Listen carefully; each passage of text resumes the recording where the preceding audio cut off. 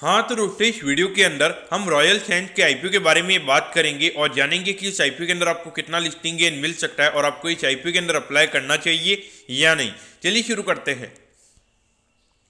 तो देखिए सबसे पहले हम ये जानेंगे कि ये कंपनी क्या काम करती है, क्योंकि जो कंपनी है 2023 में ये कंपनी का इनकॉर्पोरेशन हुआ है, यानी कि एज ए कंपनी ये पिछले साल ये कंपनी इनकॉर्पोरेट हुई है। उससे पहले अगर हम बात करेंगे तो ये जो बिजनेस है इसको मिस्टर ऋषभ अरोड़ा जी चलाते थे, और जब ये सोल प्रोप्राइटरशिप के फॉर्म में चलाते थे, यानी कि नॉर्मली वो उनके नाम पर वो बिजनेस को चलाते थे। और अगर हम उस नेम की अगर हम बात करेंगे तो रॉयल ट्रेडर्स ये फॉर्म के नाम पर वो ये बिजनेस को पहले चलाते थे। लेकिन अगर हम इसके इनकॉर्पोरेशन की अगर हम बात करेंगे तो यहाँ पे ये कंपनी का इनकॉर्पोरेशन अगर हम देखेंगे तो 28 अप्रैल को यहाँ पे इस कंपनी का इनकॉर्पोरेशन हुआ है, और इस कंपनी को रॉयल सैंड ने ये कंपनी को खरीद लिया था। जिस कंपनी का आईपीओ में आता हुआ नजर आ रहा है उसी कंपनी ने इसको यहाँ पे खरीद लिया था।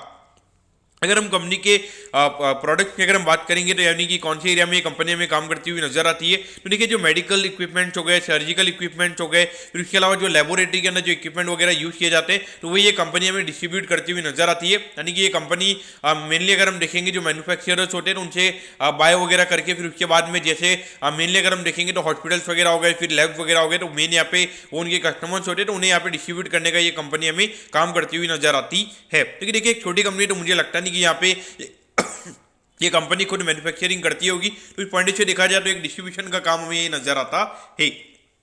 अगर हम कंपनी के एम्प्लॉइज की अगर हम बात करेंगे तो हार्डली यहाँ पे 8 लोग ये कंपनी के अंदर हमें काम करते हुए नजर आते हैं। तो कहीं ना कहीं देखा जाए तो यहाँ पे काफी छोटी कंपनी का ये आईपीओ में यहाँ पे आता हुआ नजर आ रहा है। एक तरीके से हम ये भी कह सकते हैं कि एक इनिशियल स्टेज में ये कंपनी हमें काम करती हुई नजर आ रही है। अगर हम ऑब्जेक्टिव की अगर हम बात करेंगे, यानी कि जो आईपीओ से कंपनी को पैसा मिलने वाला है उसे कंपनी कैसे यूटिलाइज करने वाली है, तो देखिए यहाँ पे हार्डली सी वर्किंग कैपिटल की रिक्वायरमेंट से रिगार्डिंग यहाँ पे कंपनी का आईपीओ में आता हुआ नजर आ रहा है। और बाकी अगर हम देखेंगे जो आईपीओ से रिलेटेड यहाँ पे कंपनी को एक्सपेंसिव लगने वाले हैं तो उससे रिगार्डिंग यहाँ पे कंपनी ये मनी को यूटिलाइज करने वाली है। देखिए अगर हम देखेंगे तो हार्डली यहाँ पे 9 करोड़ के लगभग का कंपनी का आईपीओ है, और उसमें से मुझे लगता है कि लगभग 1 करोड़ रुपए यहाँ पे कंपनी के जनरल कॉर्पोरेट और यहाँ पे आईपीओ से रिलेटेड यहाँ पे जो एक्सपेंसिव है उसमें यहाँ पे कंपनी के लग जाएंगे। हार्डली यहाँ पे अगर हम देखेंगे तो 8 करोड़ के लगभग का अमाउंट यहाँ पे कंपनी के पास में बचेगा, उसमें यहाँ पे कंपनी का एक्स्ट्रा कर लेती है वो यहाँ पे देखना रहेगा। और वहाँ पे कंपनी ने वर्किंग कैपिटल से रिगार्डिंग ये रीजन बताया, तो वहाँ पे देखेंगे तो एक तरीके से कुछ इतना ज़्यादा अच्छा ऑब्जेक्टिव हमें कंपनी का नजर नहीं आता है। अगर हम कंपनी के प्रमोटर्स की अगर हम बात करेंगे तो ऋषभ अरोड़ा जी ये कंपनी के प्रमोटर्स, और अगर हम देखेंगे तो पहले ये सोल प्रोप्राइटरशिप में चलाते थे, और अगर हम अभी देखेंगे तो इनको उन्होंने ये कंपनी फॉर्म कर दी और ये रॉयल सैंड के नाम से उन्होंने ये कंपनी बना ली है। अगर हम 2022 में अगर हम देखेंगे तो हार्डली 1 करोड़ 26 लाख रुपए के लगभग कंपनी का रेवेन्यू का नंबर था, और यहाँ पे कंपनी ने लगभग 13 लाख रुपए के लगभग का कंपनी ने प्रॉफिट कमाया था। और अगर हम 2023 से अगर हम एक क्वार्टर के नंबर की अगर हम बात करेंगे तो अराउंड 4 करोड़ 64 लाख का रेवेन्यू यहाँ पे कंपनी ने किया है। और अगर हम प्रॉफिटेबिलिटी की बात करेंगे तो लगभग 50 लाख रुपए के लगभग का नंबर में यहाँ पे नजर आता है। यहाँ पे जो एक ऑर्डर का नंबर यहाँ पे कंपनी ने दिखाया तो डेफिनेटली मार्केट को एक बार के लिए ये लगेगा कि ये साल का रेवेन्यू लगभग 18 करोड़ के लगभग कंपनी का ये फाइनेंशियल ईयर में हो सकता है, और इसके अगेंस्ट लगभग यहाँ पे 2 करोड़ के लगभग का प्रॉफिट यहाँ पे कंपनी कमा सकती है, क्योंकि यहाँ पे लोग इसको एनालाइज करेंगे तो इसके हिसाब से अगर हम देखेंगे तो एक बार के लिए यहाँ पे अच्छा लगेगा। लेकिन देखिए मुझे लगता है कि एक बार के लिए यहाँ पे कंपनी अपना आईपीओ लेकर आ रही है तो ऐसा हो सकता है कि यहाँ पे बहुत ज़्यादा हॉस्पिटल्स वगैरह लैब में यहाँ पे कंपनी ने डिस्ट्रीब्यूट किया होगा और यहाँ पे कंपनी को पेमेंट नहीं मिला होगा, लेकिन एक बार के लिए रेवेन्यू यहाँ पे दिख गया होगा क्योंकि कंपनी की तरफ से यहाँ पे प्रोडक्ट चला गया, तो ऐसा कुछ हो सकता है यहाँ पे, ऐसा मुझे लगता है। लेकिन अगर हम देखेंगे तो ये बिजनेस मॉडल की अगर हम बात करेंगे तो यानी कि अगर फॉर एग्जांपल अगर आपने एक हॉस्पिटल में अगर आपने एक सर्जिकल इंस्ट्रूमेंट वगैरह या फिर कुछ भी आपने इंस्ट्रूमेंट दे दिया तो वहाँ पे एक बार के लिए 3-4 साल तक वो कस्टमर आपके पास फिर से नहीं आएगा, क्योंकि 3-4 साल की नॉर्मली एक जो इंस्ट्रूमेंट वगैरह होती है, ये जितने भी मेडिकल इक्विपमेंट वगैरह होते हैं इनकी लाइफ रहती है। तो एक बार के लिए अगर आपको अगले क्वार्टर में अगर फिर से अगर फॉर एग्जांपल अगर यहाँ पे कंपनी ने 5 करोड़ के लगभग की सेल कर दी है तो अगले क्वार्टर में अगर कंपनी को 6-7 करोड़ करना है तो डेफिनेटली वहाँ पे कंपनी को नए कस्टमर ढूंढने पड़ेंगे। तो डेफिनेटली हर बार नए कस्टमर ढूंढना यहाँ पे एक डिफिकल्ट रह सकता है। तो ये एक तरीके से मुझे लगता है एक सीजनलिटी वाला बिजनेस हमें यहाँ पे ये नजर आता है। अगर हम आईपीओ की डिटेल्स के बारे में अगर हम बात करेंगे तो 12 तारीख को ये आईपीओ में स्टार्ट होता हुआ नजर आएगा और 14 तारीख को ये आईपीओ में क्लोज होता हुआ नजर आएगा। अगर हम प्राइस की अगर हम बात करेंगे तो 68 रुपीज पर शेयर पे ये कंपनी में शेयर देती हुई नजर आ रही है। 2000 शेयर्स का में यहाँ पे लॉट नजर आता है, यानी कि एक लॉट को अप्लाई करने के लिए 1,36,000 रुपीज आपको यहाँ पे लगने वाली है। अगर हम इश्यू साइज की अगर हम बात करेंगे तो 9 करोड़ 86 लाख रुपीज के लगभग का आईपीओ में यहाँ पे नजर आता है, जिसमें अराउंड रिटेल कोटा की अगर हम बात करेंगे तो अराउंड 50% के लगभग का रिटेल कोटा है, यानी कि लगभग 4.5 से 5 करोड़ के लगभग का रिटेल कोटा में कंपनी का नजर आता है। और ये जो कंपनी ये कंपनी हमें बीएसई के एसएमई प्लेटफॉर्म पे ये कंपनी हमें लिस्ट होती हुई नजर आएगी।